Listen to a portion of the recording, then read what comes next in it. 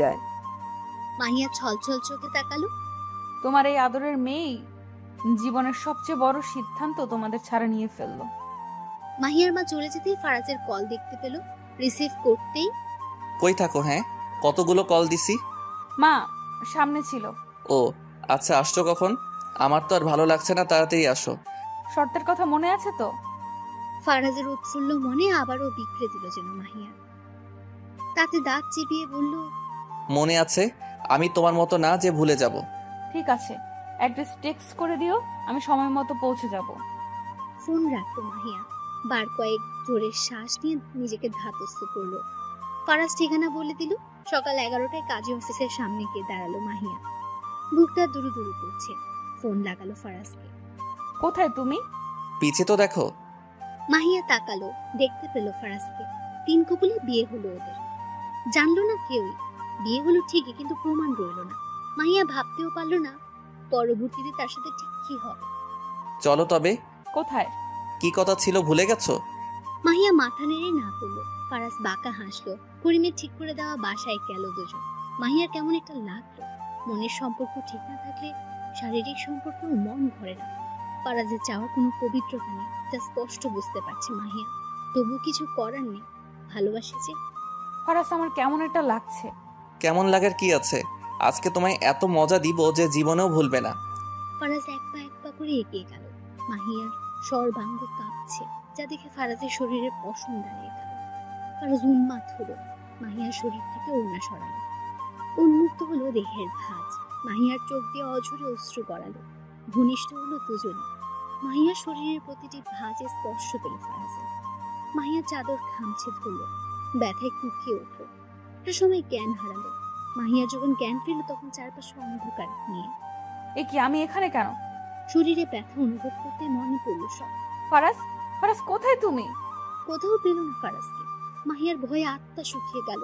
ঘড়ি করে উঠতে গেল, কিন্তু পারল না। শরীরের শক্তি একদমই নেই। তবুও উঠে দাঁড়ালো। ফারাজ দাঁড়াও, তুমি, আমার ভয় লাগছে, প্লিজ সাড়া দাও। না, কোথাও নেই ফারাজ। মাহিয়া কান্নায় ভেঙে পড়ল। ফোনের কথা মনে হতে ফোন হাতে নিল। মায়ের অজস্র কল। ফারাজের একটা মেসেজও আছে। টেবিলের উপর ওষুধ আছে, খেয়ে নিও। আমার জরুরি কাজ থেকে চলে আসতে হলো। বাই দ্য ওয়ে, আজকের মুহূর্তটা দারুণ ছিল। তুমি সত্যি অসাধারণ। লাভ ইউ সোনা। সাবধানে বাসায় যেও। মাহিয়ার কান্না থেমে গেল। এক প্রকার ঘৃণা জেঁকে ধরলো। ক্লান্ত শরীরটাকে টেনে তুলে গোসল সেরে বেরিয়ে গেল। মাকে কল করলো। হ্যালো মা। কি রে, কতগুলো কল করেছি তোকে, ধরিস না কেন? কোথায় তুই? কত রাত হলো, তুই তো দেরি করিস না। কোথায় আছিস? ব্যস্ত হইও না, আমি রাস্তায় আছি। তাড়াতাড়ি আয়, তোর মামা মামি এসেছে। মামি? মামি? হ্যাঁ, জলদি আয় তুই। কল কেটে গেল। মামি? মামি বাসায়? তাহলে ফারাজ বাসায় হবে নিশ্চয়ই।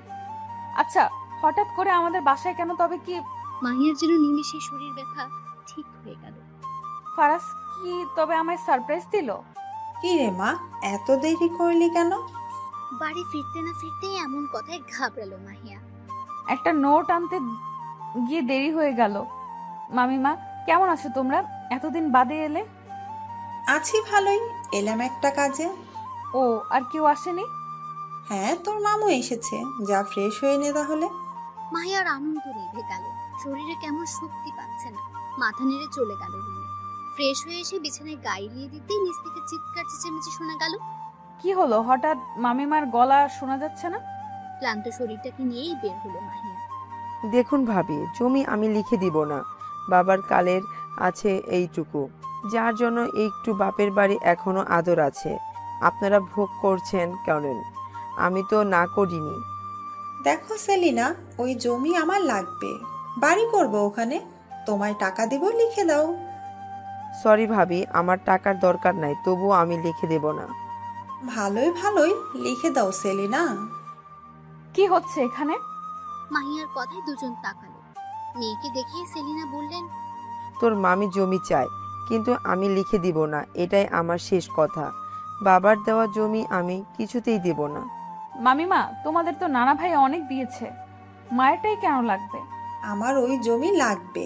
1 সপ্তাহ সময় দিচ্ছে, সুন্দর মতো লিখে দিবে। না হয়? না হয় কি? আমার জমি আমি বুঝবো কি করব না করব। আর যাই হোক আপনার নামে দিব না, দরকার হয় ইতিমখানায় বিলিয়ে দিব। এতে যেন আরো ক্ষেপে গেলেন ফারাজের মা।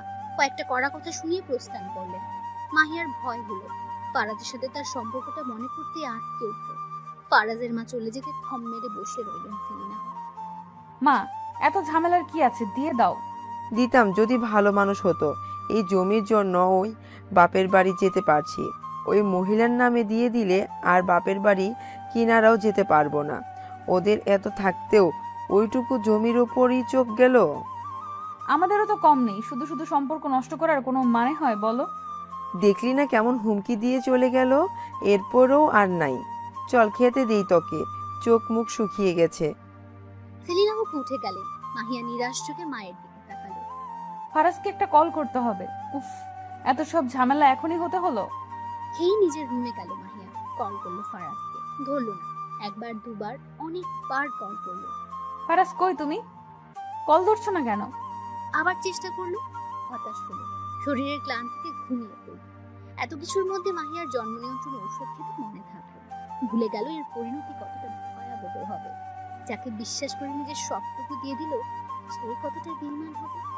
দোস্ত, কাল যা মজা হলো, তুই ঠিকই বলেছিলি রে। এনজয় ছাড়া জীবন পানসে। আমার কথাই বললো, তবে এখন কি করবি? কি আর করব, যা ভেবেছিলাম তা তো হয়েই গেল। উফ, কি যে মজা, মনে পড়তেই গা শিউরে উঠছে। ফারাজ, তুমি আমার কল ধরছো না কেন? ক্যাম্পাসে বসে কথা বলছিল ফারাজ আর করিম। মাহিয়ার আগমনে ভাটা পড়ল। আরে মাহি আছে, কেমন আছো? করিমকে একেবারে দেখতে পারে না মাহিয়া। ছেলেটাকে দেখলেই গা গুলিয়ে আসে। ফারাজকে অনেকবার বারণ করেছে না আমি, তবুও মিশে। ভালো ভাইয়া, আপনি? আমিও ভালো। করিম কেমন একটা দৃষ্টিতে তাকিয়ে আছে মাহিয়ার সর্বাঙ্গে। মাহিয়ার কেমন অস্বস্তি হলো। ফারাজ, তোমার সাথে কথা আছে আমার, এসো। ফারাজের হাত ধরে টেনে নিয়ে গেল মাহিয়া। আরে কি করছো, টানছো কেন? কোনো কথা বললো না মাহিয়া। আমার ফোন ধরছিলে না কেন? ঘুমিয়ে গিয়েছিলাম, ফোন সাইলেন্ট ছিল। ও আচ্ছা, তাই? এখন ফোন সাইলেন্ট থাকে? বাহ। তুমি কি এসব বলার জন্য আমায় নিয়ে আসলে? তোমাকে কতবার বলেছি করিমের সাথে মিশবা না। শোনো মাহিয়া, করিম আমার বন্ধু, ইনফ্যাক্ট ভালো বন্ধু, ওরে নিয়ে কিছু বলবা না। এই বন্ধুর জন্যই একদিন নিজের জীবনের সব থেকে দামি জিনিসটা হারাবে, দেখো। তোমার ফালতু কথা বন্ধ হলে আমি যাই এখন। আমার কথা শেষ হয়নি। আর কি বলার আছে? মাহিয়া কিছুক্ষণ নীরব থেকে বলল। কাল বাসায় মামিমা এসেছিল। ফারাজ ভ্রু কুচকালো। হুট করেই মাহিয়া ফারাজের হাত ধরে বলল, ফারাজ, আমার কিচ্ছু ঠিক লাগছে না, মনে হচ্ছে খুব খারাপ কিছু হবে, খুব খারাপ। মাহিয়ার কাণ্ড দেখে ফারাজ ঘাবড়ালো। আরে শান্ত হও, কি হয়েছে খুলে বলো তো। মাহিয়া সব খুলে বলল। আমি মাকে বলেছিলাম মামিমা যা যা চায় দিয়ে দিতে। মা রাজিও হয়েছিল একটু, কিন্তু মামিমা অনেক বাজে আচরণ করেছে। আমার ভয় হচ্ছে ফারাজ, আমাদের ব্যাপারটা যদি মামি মেনে না নেয়, আমি মরে যাব ফারাজ। ফারাজ হতভম্ব হলো, নিজেও কিছু বুঝে উঠতে পারলো না। আলতো করে হাত ছোঁয়ালো মাহিয়ার মাথায়। মুহূর্তেই ভুলে গেল সকল খারাপ বাসনা। হয়ে উঠলো আগের ফারাজ। কিছু হবে না বুড়ি, এত চিন্তা করিস না। এখন তো তুই আমার বউ, ইসলামিক শরীয়ত মোতাবেক আমার অর্ধাঙ্গিনী। আমি দেখছি ব্যাপারটা। কান্না করিস না সোনা, থাম প্লিজ। আদর মাখা কথায় মাহিয়া যেন আরো গলে গেল, আর একটু শক্ত করে ধরল। আমাকে ছেড়ে দিও না ফারাজ, আমি থাকতে পারবো না। আরে বোকা, ছাড়বো কেন? নিজের বউকে কি কেউ ছাড়ে? আমি আছি তো। এই, আমি আছি তো। কথাটার মধ্যে লুকিয়ে থাকে হাজারো শক্তি। মাহিয়ার মন ভালো করতে ফারাজ বলল, তো আমার বউরানি, চলুন আরেক ম্যাচ খেলি। মাহিয়ার চোখে পানি নিয়ে ফ্যাল ফ্যাল ভাবে তাকালো। ফারাজের চোখে মুখে দুষ্টু হাসি। কালকের মতো মজা হবে কি? ফারাজের কথা বুঝতে পেরে মাহিয়া লজ্জায় লাল হয়ে গেল। ইস, এভাবে লজ্জা পেও না, নিজেকে কন্ট্রোল করা বড়ই মুশকিল। চা, চুপ করো তো। এখন তার বাধা নেই, আমার বউ তুমি, সম্পূর্ণ অধিকার আছে আমার, বুঝলা? বুঝছি, এখন চুপ করুন মহাশয়। চলো না যাই। কোথায় যাব?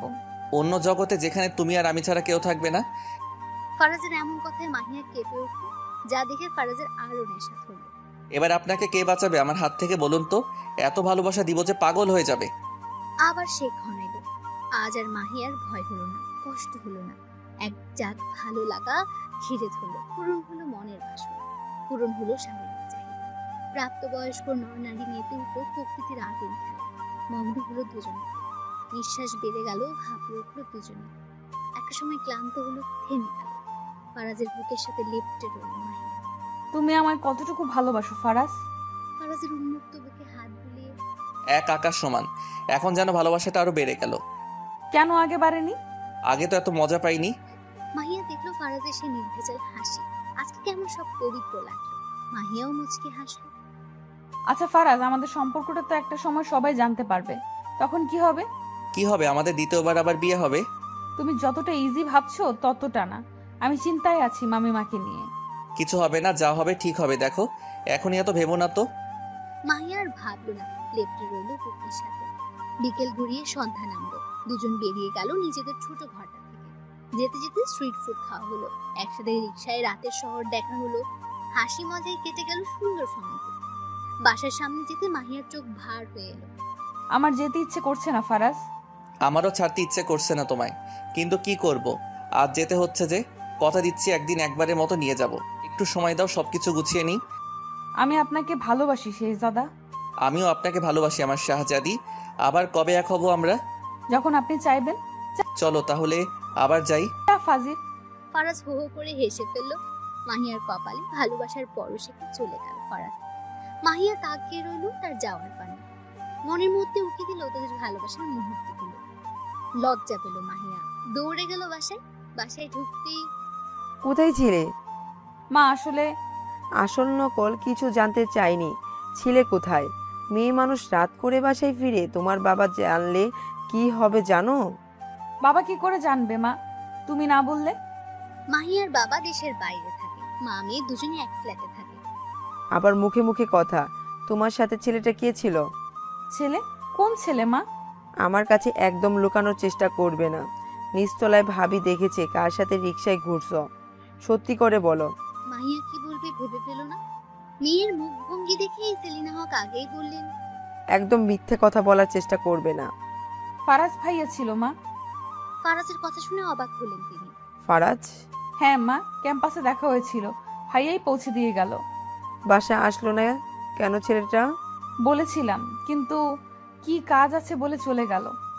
ও আচ্ছা, যাও ঘরে যাও, ফ্রেশ হয়ে আসো। মাহিয়া মাথা নেড়ে সম্মতি দিয়ে নিজের ঘরে যেতে মা ডাকলো, মাহিয়া শোন। হ্যাঁ মা বলো। ফারাজ কি কিছু জানে জমির ব্যাপারে? ভাইয়া কিছু জানতো না, আমি আজ বলেছি। ভাইয়া বলল চিন্তা না করতে, মামিমাকে বোঝাবেন তিনি। ও আচ্ছা, যা তাহলে। মাহিয়া রুমে এসে স্বস্তির নিঃশ্বাস ফেললো। ফ্রেশ হয়ে বের হতে ফারাজের কল এলো। মুখে হাসি ফুটলো মাহিয়ার। কল ধরতে বাসায় গিয়ে যে একটা কল করতে হয় তা কি কেউ ভুলে গেছে? মাহিয়া মুচকি হাসলো। ভুলবো কেন, আমি নিজেই তো দিতাম। হ্যাঁ, সেই জন্যই আমায় দিতে হলো। যাই হোক, রাত করে ফুপি কিছু বলেছে? আর বলো না, তিনতলার আন্টি তোমাকে আর আমাকে দেখে নিয়েছে আজকে, সেটাই আবার মায়ের কানে দিছে। ভাবো কি শয়তান মহিলা। ফারাজ খিলখিল করে হেসে দিল। তুমি হাসছো আর আমার প্রাণ যায় যায় অবস্থা। ওকে ওকে, হাসছি না। তবে উনি আমায় চিনল না। আমি তো মাঝে মধ্যেই যাই তোমাদের বাসায়। আগের পরিবার চলে গেছে, এনারা নতুন মাসখানেক হলো এসেছে। ও আচ্ছা, তুমি খেয়েছো? না খাইনি। তবে যাও খেয়ে নাও। তুমিও নিশ্চয়ই খাওনি, তুমিও খেয়ে নাও। ওকে ডিয়ার বউ। তার মানে তুই জমি দিবিই না? না, দিব না। এটাই তো শেষ কথা? হ্যাঁ, এটাই কথা। আপনারা ভোগ করেছেন করেন, কিন্তু আমি লিখে দিব না। ওকে, তাহলে তোদের সাথে সব সম্পর্ক শেষ এখানেই। মাহিয়ার মা ক্লান্ত চোখে তাকালেন। দাদা তুই তো কিছু বল। ফারাজের বাবা মাথা নিচু করে রইল। বউয়ের কথার উপর কিছু বলার সাহস তার নেই। মাহিয়ার মা তাচ্ছিল্যের হাসি হাসলো। অথচ মা মরার আগে তোকে কি বলেছিল ভুলে গেছিস? ফারাজের বাবা তাকালো বোনের দিকে। তার চোখে ছলছল করে উঠল। মনে পড়লো মায়ের বলা কথা। সেলিম বাজান, তোর বাপ মইরা গেছে সেই কবে। আমি তো গো তুই ভাই বোন রে নিজে হাতে মানুষ করছি। আমার সেলিনার তুই ছাড়া আর কেউ রইল না। ওরে তুই ফালাইস না বাজান। আমার সেলিনারে তোর হাতে দিয়ে গেলাম, কথা দে আমারে। ওরে তুই কষ্ট দিবি না। কথা দিলাম মা, আমি বোনের পাশে থাকবো সবসময়। এবার আমি মরেও শান্তি পাবো। তার দুদিন পরে মারা গেলেন তিনি। মায়ের বলা কথা মনে পড়তেই বুক কাঁপলো। ভুলে গেলি দাদা? আজ সামান্য জমির জন্য সম্পর্ক নষ্ট করে দিচ্ছিস। বোন আমার, শোন আমার কথা। থাক দাদা, আমার যা বোঝার বুঝে গেছি। বইয়ের কথায় বোনকে পর করলি? একদম চ্যাটাং চ্যাটাং কথা বলবে না। এত ভাইয়ের জন্য দরদ জমি দিয়ে দিলেই তো পারো। মাহিয়ার মা এবার শক্ত হলেন, কাট কাট গলায় বললেন, কোনো দিনও না। এই জমি আমি ইতিমখানায় দেব, তবুও তোমাদের না। আসতে পারো এবার। রাগে গদগদ করে চলে গেলেন ওরা। যাওয়ার আগে বোনের দিকে কাতর চোখে তাকালো। সেলিনাও ভাইয়ের দিকে চোখ ভর্তি পানি নিয়ে তাকালো। মা, ও মা, বল। সব ঠিক হয়ে যাবে মা। আমার দাদা ভাই আমাকে ছেড়ে একটা ফল কখনো খায়নি। সেই ভাই সামান্য বইয়ের কথাই সম্পর্ক ছেড়ে দিল। যে ভাই বুকে আগলে মানুষ করলো, আর সেই ভাই। মাহিয়ার মা আর কিছু বলল না, চুপচাপ নিজের ঘরে চলে গেল। মাহিয়া মায়ের যাওয়ার দিকে তাকিয়ে দীর্ঘশ্বাস ফেলে রাতের খাবার রান্না করতে লাগলো। ফারাজকে একটা কল করতে হবে। ফারাজই পারে এখন কিছু করতে। মায়ের কষ্ট আর দেখা যাচ্ছে না। ফারাজের মা, তুমি এমন করতে পারো না। আমার একমাত্র বোন। আদিক্ষেতা দেখলে বাঁচি না। তোমার একমাত্র বোন সামান্য জমিটুকু দিতে পারলো না, আর আসছে বলতে একমাত্র বোন। তোমার এই ব্যবহারের জন্যই তো দিল না। তুমি কি ভালো ব্যবহার করো ওদের সাথে? কি বলতে চাইছো কি তুমি? এত যাবত দেখলো কে? কি এমন দেখেছো বোনটা? আমার এ বাড়িতে আসে না কতকাল হিসেব আছে। তোমার জন্য আসা বন্ধ করেছে, তবুও যোগাযোগ রাখতো। ছেলে মেয়েদের আদর করে এখন। আর তুমি কি করো? চুপ থাকো তুমি। আমাকে জ্ঞান দেওয়ার দরকার নাই। ওই জমির জন্য এতদিন যাই করছি, কিন্তু আর না।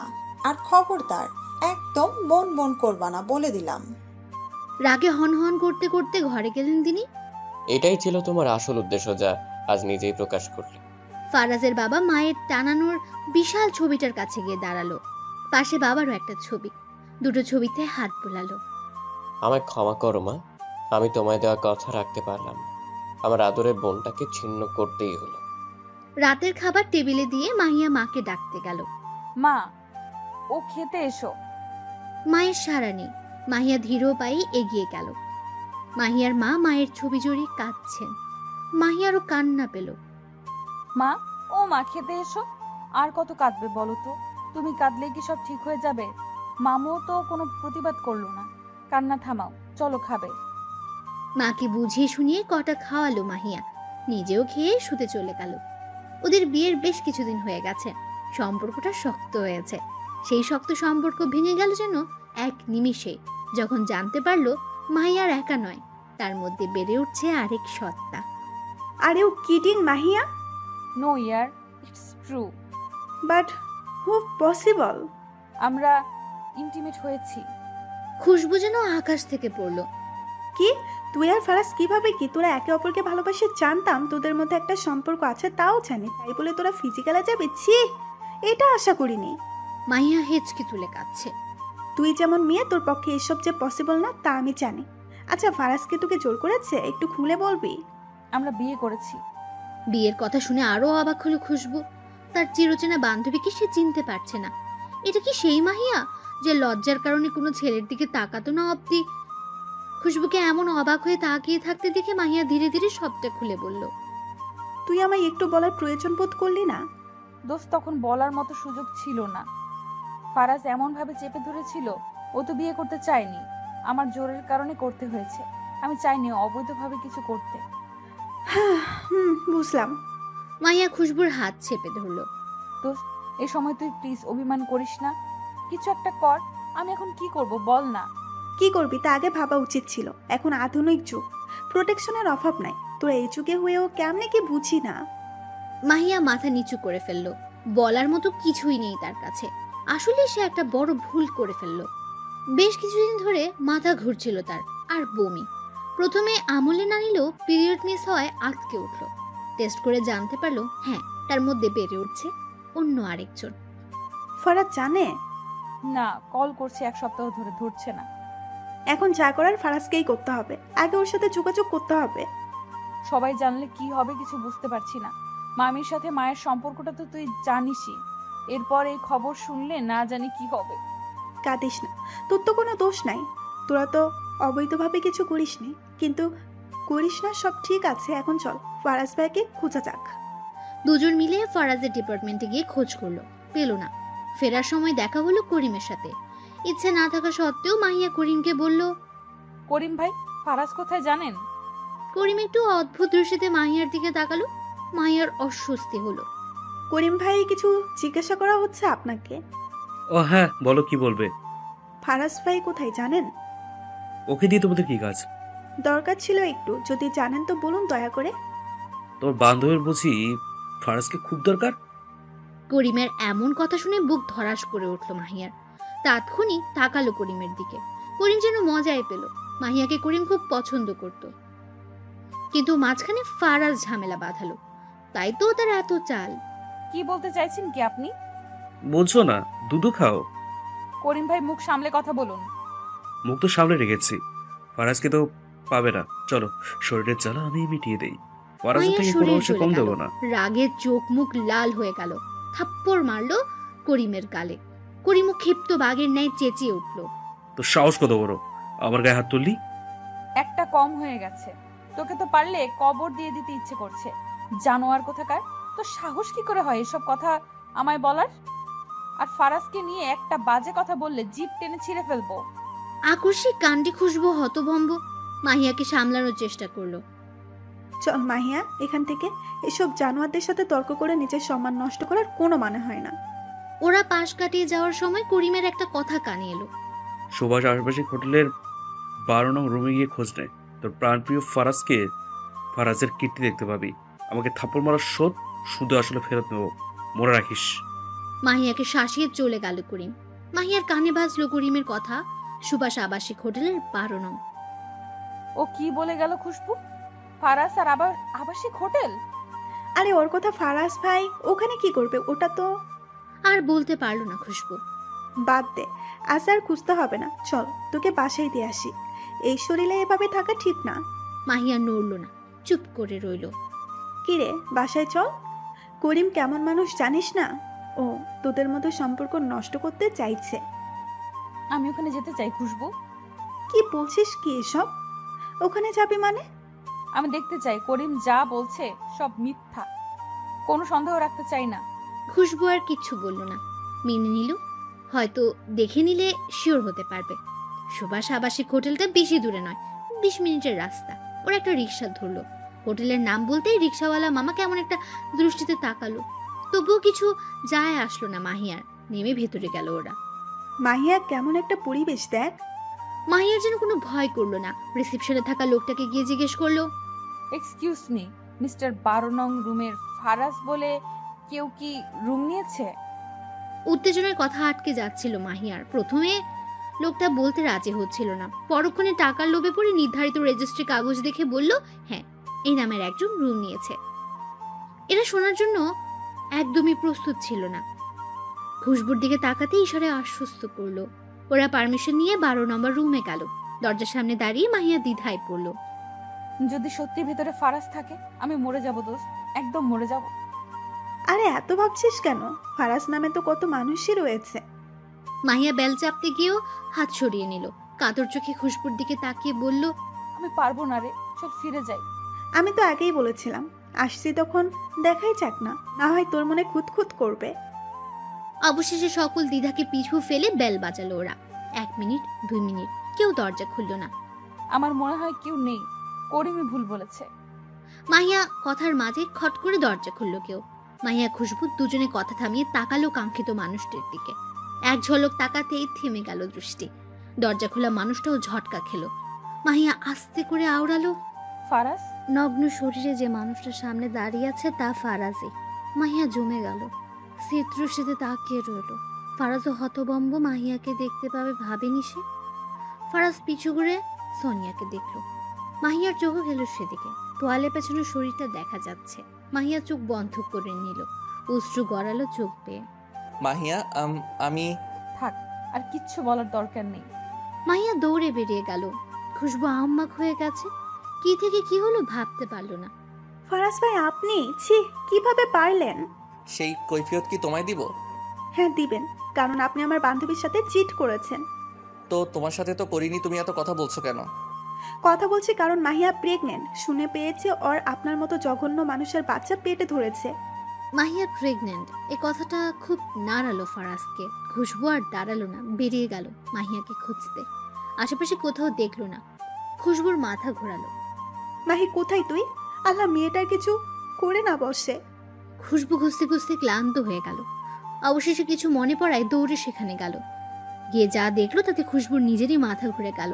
চিৎকার করে ডাকলো, মাহিয়া, মাহিয়া রে! দৌড়ে গিয়ে ধরলো ওকে। কি করছিস কি তুই? পাগল হয়েছিস? মাহিয়া নিশ্চুপ। তোর আজকে কিছু হলে আমি আন্টিকে কি জবাব দিতাম? হ্যাঁ, কেন শেষ করতে চাইছিলি নিজেকে? মাহিয়া আর সামলাতে পারলো না নিজেকে, হাউ মাউ করে কেঁদে উঠল। বসে পড়লো মাটিতে, চিৎকার করে কাঁদলো। খুশবু ওর সমান তালে কাঁদছে। কেন বাঁচাতে গেলি আমাকে? মরণ ছাড়ার কি আছে আমার? এই নদীর পানিতে ভেসে যেতে দিলি না কেন? এমন দিন আমার কেন দেখা লাগলো? বল না খুশবু। খুশবুই বা কি করবে, কি বলবে? আজ যে বলার কিছুই নেই। মাহিয়া নিজের পেটে হাত রাখলো শক্ত করে। এই দিন আমার কেন দেখা লাগলো আল্লাহ? কেন এর আগেই মরণ দিলে না? আমার বিশ্বাস ভরসার এই প্রতিদান দিল ফারাজ। কিভাবে পারলো? শান্ত হো জান, এমন করিস না প্লিজ। আমি কি করে শান্ত হব বলতো? আমার স্বামী, আমার অনাগত সন্তানের বাবা, সে কিনা অন্য মেয়ের সাথে।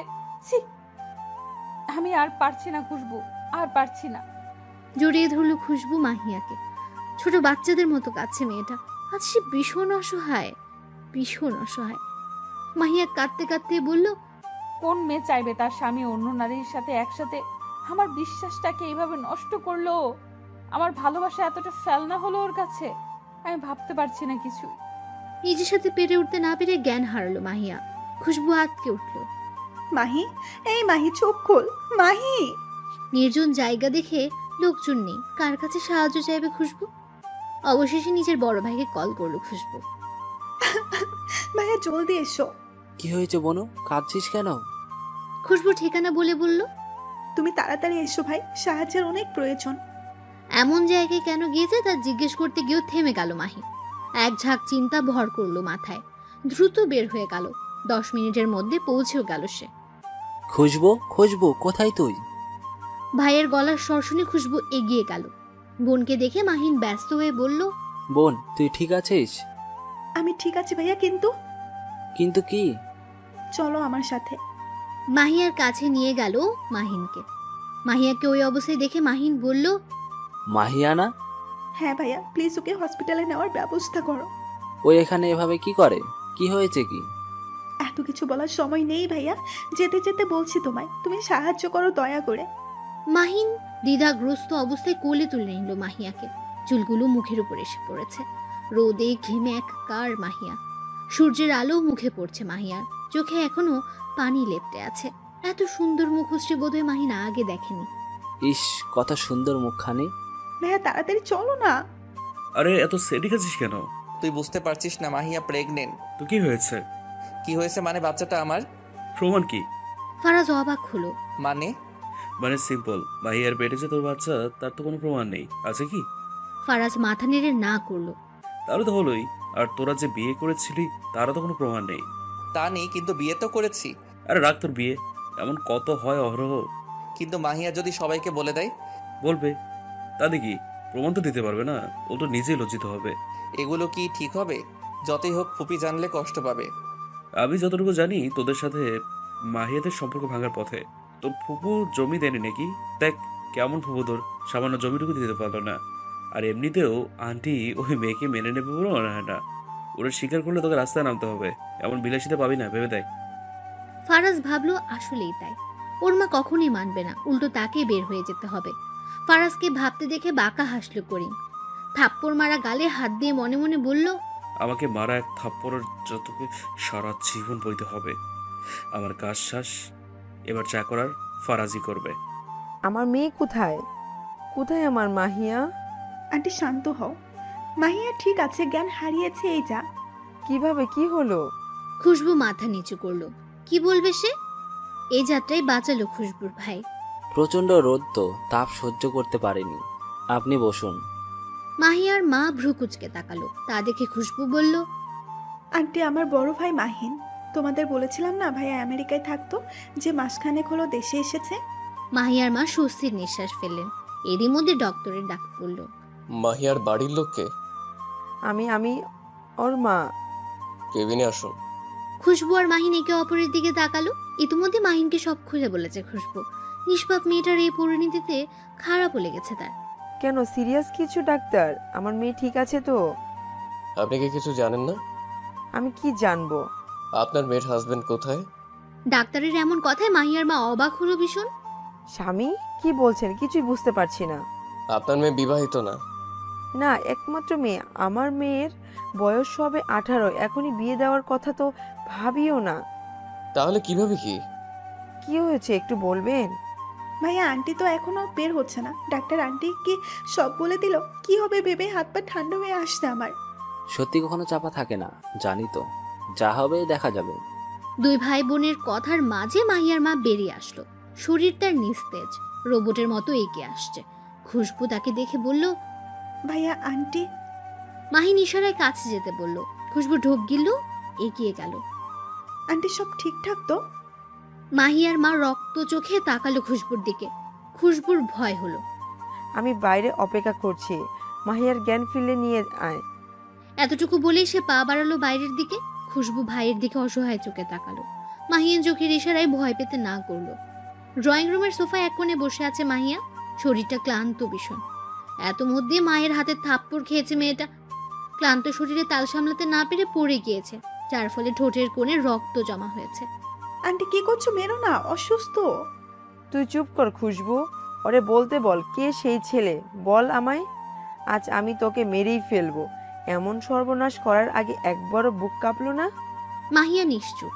ডক্টরের কথা মনে পড়লো মাহিয়ার মায়ের। আপনি কিছু জানেন না, অথচ আপনার মেয়ে প্রেগনেন্ট? কি বলছেন এইসব কথা? ঠিক করে বলুন। রাখবেন না মিস, আপনাকে মিথ্যে বলে আমার লাভ কি? দেখুন, রিপোর্টে মাহিয়া কনসিভ করেছে। হাতে থাকা রিপোর্টার দিকে তাকাতে চোখ বড় হয়ে গেল, মাথায় চক্কর দিল। রিল্যাক্স মিস, এখনকার মেয়ে তো এমন অহরহ হয়, এসব কোনো ব্যাপার না। যেহেতু মেয়ের বিয়ে হয়নি তাই বলবো অ্যাবর্শন করে ফেলো। ভ্রূণের বয়স কম, মাত্র 2 মাস।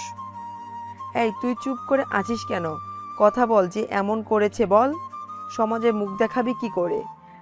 এমন কলঙ্ক গায়ে মাখার আগে মরে যেতে পারলি না? চাকতি সকলে তাকালো তার দিকে। খুশবুর ভাই আসেনি, পারিবারিক ব্যাপারে থাকতে চায় না বলে ওদের নামিয়ে দিয়ে গেছে। যাওয়ার আগে খুশবুকে বলে গেছে সব ঠিক হলে কল করতে। মাহিয়া বিস্ময় নিয়ে মায়ের দিকে তাকালো। তোর বাপকে কি জবাব দিব আমি? তার আদরের মেয়ে পেট বাঁধিয়ে বসে আছে, এই প্রতিদান দিলি তুই? ইচ্ছি। আন্টি তুমি ভুল বুঝছো, আমার কথা শোনো। কি শুনবো তোর কথা?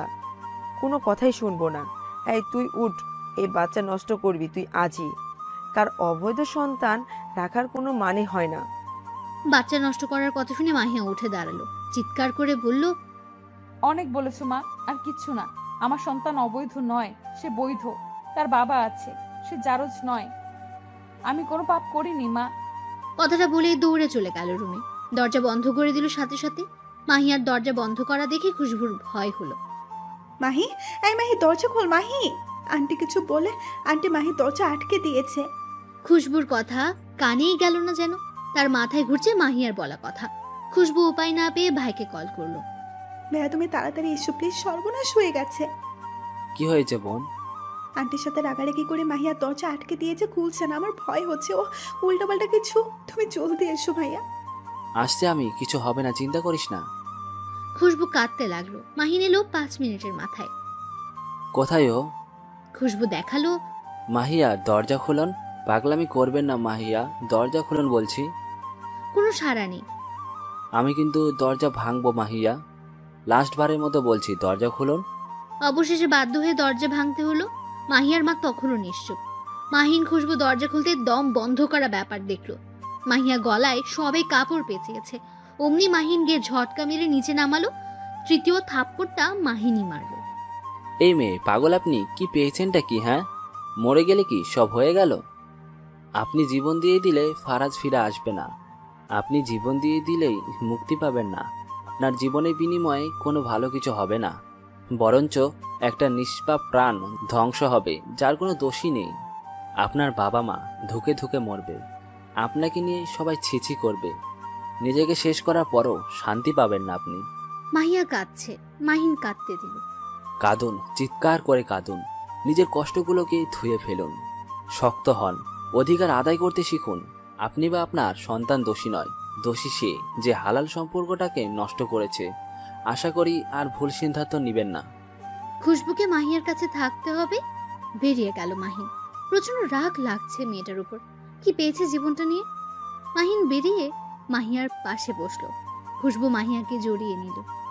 কি হতো বলতো, কত ভয় পেয়েছিলাম। সব ঠিক হয়ে যাবে চান। ফারাজ ভাইয়ের সাথে কথা বলবো দরকার হয়, তুই প্লিজ পাগলামি করিস না। আমি কিছু বুঝতে পারছি না বাবা, আমার মেয়েটা শেষমেশ এমন কাজ করবে ভাবিনি। আর ফারাজ, ও কিভাবে এত আদর ভালোবাসা যাকে দিয়েছি সেই ছুরি বসালো। মাহিন কি বলে সান্ত্বনা দেবে বুঝলো না। মাহিয়ার মায়ের হাত দুটো ধরে বলল, প্রত্যেকের জীবনে ভুল আছে আন্টি। মাহিয়া খুব সরল, সহজেই বিশ্বাস করে মানুষকে। তবে ওরা বিবাহিত, আর এটা ফারাজ অস্বীকার করতে পারবে না। আপনি মাহিয়াকে দোষ না দিয়ে ফারাজের সাথে কথা বলুন, এটাই ফাইসালা হবে। না, আমি ওকে বিয়ে করিনি, এটা মিথ্যা কথা। ফারাজের এমন কথায় মাহিয়া হতবম্ব। মাহিনের কথা মতো পরদিনই মাহিয়াকে নিয়ে ভাই বাড়ি এসেছে সেলিনা হক। এসে থাপ্পড় বসিয়েছেন ফারাজের গালে। তুই কিভাবে পারলি আমার মেয়ের এত বড় সর্বনাশ করতে? একবারও এই ফুপুর কথা মনে পড়লো না? এই তোর সাহস তো কম না, আমার ছেলের গায়ে হাত তুলিস। আর কি সর্বনাশ করেছো ও, হ্যাঁ? তা নিজের গুণধর পুত্রকে জিজ্ঞেস করুন কি করেছে সে। আমি কিছু করিনি মা, এরা মিথ্যা বলছে, অপবাদ দিচ্ছে। কত স্পষ্ট স্বীকারোক্তি, কত গুছিয়ে মিথ্যে বলা। মাহিয়ার মা এবার রেগে গেলেন। আরেকটা থাপ্পড় মারতে যেতেই হাত ধরলেন ফারাজের মা। আমার ছেলের গায়ে আর একটাও আঁচড় নয়। মা মেয়ে পেয়েছিস কি? এই তুই মাহিয়াকে বিয়ে করিসনি, সত্যি কথা বল। টাকা আমার দিকে বল, বিয়ে করিসনি? বিয়ে? কি বলছিস কি তুই এসব? ঠিকই বলছি, পালিয়ে বিয়ে করে একসাথে থেকে এখন অস্বীকার করা হচ্ছে। ওরা কি বলছে ফারাজ? ফারাজ নিশ্চুপ, এমন পরিস্থিতি হবে ভাবেইনি। ঘর ভর্তি মানুষ। ফারাজের বাবা শুধু অবাক হয়ে যাচ্ছেন। খুশবু আছে সাথে। মাহিনকে আসতে বলা হলেও সে আসেনি। তবে খুশবুর কলে শুনেছে সব। মাহিয়া এক দৃষ্টিতে তাকিয়ে আছে ফারাজের দিকে, ওর উত্তরের আশায়। ফারাজ তাকালো মাহিয়ার দিকে। মাহিয়ার কাতর চাহনি যা দেখে কিছুক্ষণের জন্য হলেও কি একটা হলো মনে। কি রে, কি বলছে ওরা? কথা বলছিস না কেন তুই? খুবই মিথ্যা বলছে, আমাদের মধ্যে কোনো সম্পর্ক ছিল না। ওরে আমি বোনের চোখেই দেখেছি, আমাকে ফাঁসাচ্ছে ওরা। মাহিয়ার মুখ হা হয়ে গেল, অবাক হলো। সেলিনা হক সাজিয়ে গুছিয়ে কেউ এত সুন্দর মিথ্যে বলতে পারে? মাহিয়ার ঠোঁটে তাচ্ছিল্যের হাসি ফুটলো। দেখো ফারাজের বাপ, দেখো তোমার ভাগ্নি কার সাথে কি করছে, আর দোষ চাপাচ্ছে আমার ছেলের উপর। নষ্টা মেয়ে কোথাকার। এই মেয়েকে নিয়ে আমার সাথে ঝগড়া করো তুমি? দেখো আজ দেখো তোমার আদরের বোন আর ভাগ্নির কার্যকলাপ। মাহিয়ার মায়ের মুখে কথা নাই।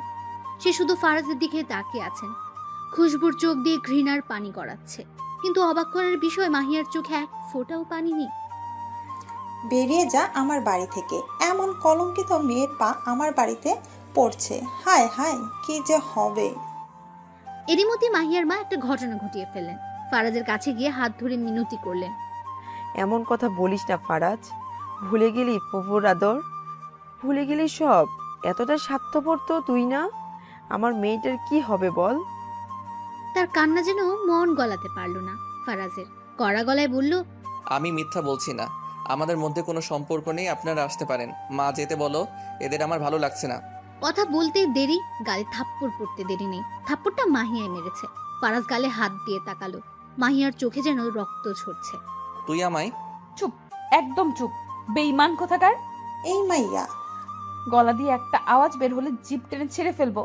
আমার জীবনের সব থেকে বড় ভুল তোর মতো ছেলেকে বিশ্বাস করা। আমার জীবনের সবচেয়ে বড় ভুল তোকে ভালোবাসা। যে ভুলের মাসুল আমার সন্তানকে দিতে হচ্ছে, যে কিনা পৃথিবীর আলো দেখতে পায়নি এখনো, অথচ তার বাবা নিকৃষ্ট একজন মানুষ। মুখ সামলে কথা বল। মুখ সামলানোই আছে। আমি মাহিয়া আমার গর্ভের সন্তানের কসম কাটছি, তাকে আমি পৃথিবীর সমস্ত সুখ দিব। আমি প্রমাণ করব সন্তানের জন্য বাবার দরকার হয় না। জন্ম দিলে যেমন মা হওয়া যায় না, তেমনি বাবাও না। তোর জন্য যে ভালোবাসাটা মনে ছিল তা আজ ঘৃণায় পরিণত হলো। তুই ধুকে ধুকে মরবি। একটা সময় এই আমাকে তোর প্রয়োজন হবে, সেদিন তুইও ছটফট করবি। সেদিন কখনো আসবে না। মাহিয়া হাসলো, গা গা পানি হাসি দিল, চোখ দিয়ে পানি গড়ালো। মেয়ের এমন কাণ্ড দেখে ভয় হলো সেলিনা হকের। তিনি কিছু বলতে যাবেন তার আগে মাহিয়া বলল, চলো মা, এখানে আর এক মুহূর্তও নয়। মায়ের হাত ধরে সদর দরজা অব্দি গেল। হঠাৎ দাঁড়িয়ে খুশবুকে বলল, তোকে কি আলাদা করে নিমন্ত্রণ করতে হবে? খুশবু বোকা বনে গেল। মাহিয়ার চোখ পড়লো দূরে চেয়ারে বসে থাকা লোকটার দিকে, এগিয়ে গেল সেদিকে। মাহিয়াকে আসতে দেখে দাঁড়িয়ে গেলেন তিনি। নাটকবাজ। আজও যেমন চুপ থাকলেন ভবিষ্যতেও চুপ করে থাকবেন আশা করি। আপনার না একটা মেয়ে আছে, কি যেন নাম? হ্যাঁ, ফারিয়া। আমার চোখের পানি অভিশাপ দিবে আপনাদের। আমার হাহাকার ধ্বংস করবে এই অহংকার। পুরুষ নামের কলঙ্ক আপনি মামা মশাই, জন্মও দিয়েছেন কাপুরুষ। ভালো থাকবেন।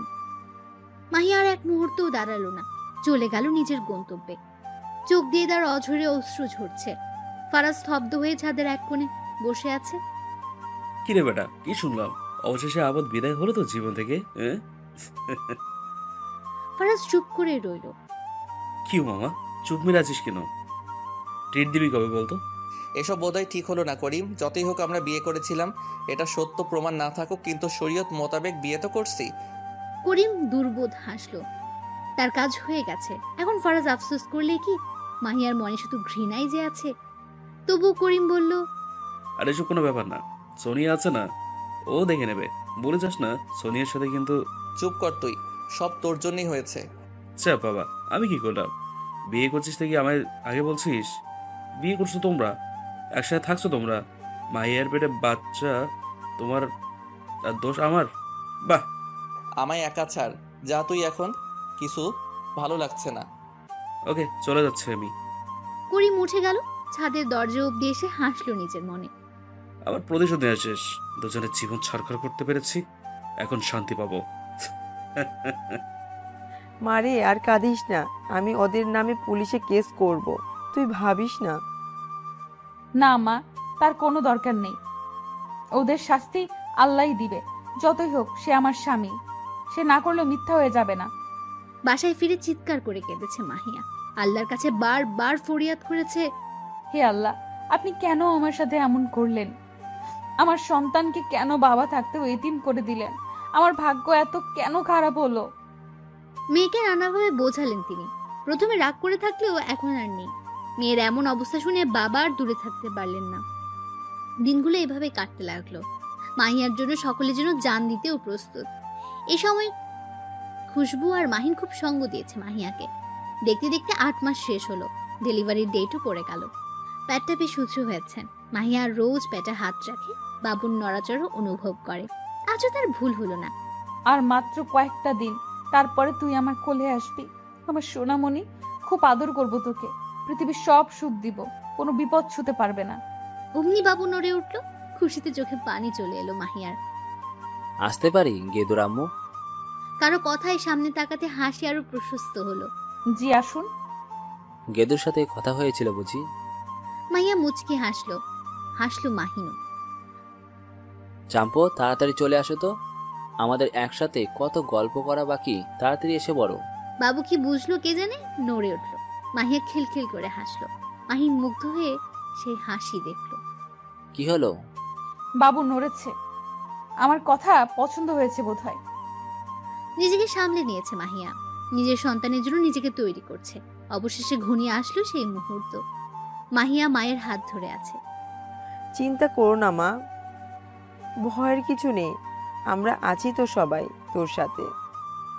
ভাববেন না, আল্লাহর উপর ভরসা রাখুন, আপনি তো সাহসী মেয়ে। মাহিয়া হাসলো। ওটি রুমে নেওয়া হলো তাকে। সকলে মাহিয়াকে ভরসা দিলেও চিন্তা হচ্ছে সবার। মাহিয়ার মা আল্লাহর কাছে প্রার্থনা করছেন। দীর্ঘ সময় পর বাবুর কান্নার আওয়াজ শোনা গেল। হাসি ফুটলো সকলের মুখে। নার্স বাচ্চাকে নিয়ে এলো। প্রথমে খুশবু কোলে নিল। আনন্দে কেঁদে ফেলেছে মেয়েটা। ছেলে বাবু হয়েছে মাহিয়ার। বাচ্চা মা কেমন আছে নার্স? নার্স জানালো সে ভালো আছে। মাহিনের স্ত্রী বলে সম্বোধন করলো। মাহিন বিষম খেলো। খুশি হয়ে টাকা দিতে হলো ওদের। মাহিয়ার মা বাবুকে কোলে নিয়ে কেঁদে ফেললো। কি সুন্দর নিষ্পাপ বাচ্চা। মাশাআল্লাহ, আমার নাতি কি সুন্দর, আল্লাহ তোমার নেক হায়াত দান করুক। খুশির জোয়ারে বয়ে গেল পুরো পরিবার। ফায়াজ সোনা, তাড়াতাড়ি এসো বাবা, লেট হয়ে যাচ্ছে তো। আসছি মাম্মা, একটু ওয়েট করো। ফায়াজ ঝটপট চলে এলো 4 বছরের ফায়াজে, সবার চোখের মনীষে। আজ তারা যাবে খুশবুর বিয়েতে। মাহিয়া এখন এক মাল্টিন্যাশনাল কোম্পানির সিনিয়র আর্কিটেক্ট। মাম্মা, মামনির আজ বিয়ে। হ্যাঁ বাবা। বিয়ে মানে কি মাম্মা?